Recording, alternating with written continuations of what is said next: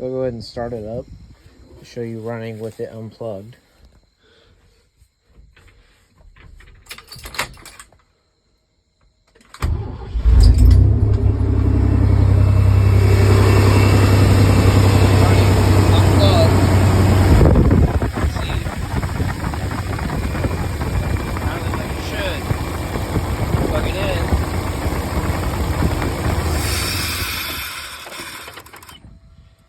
See that it floods it out whenever you plug that in, and that can cause your no start issue or rough start.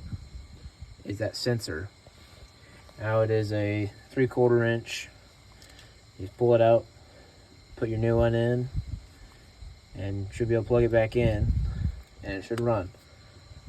But my cause was I was replacing my water pump gaskets, and I was flushing out the coolant system, and I got water on top of the engine, and it must have messed something up here.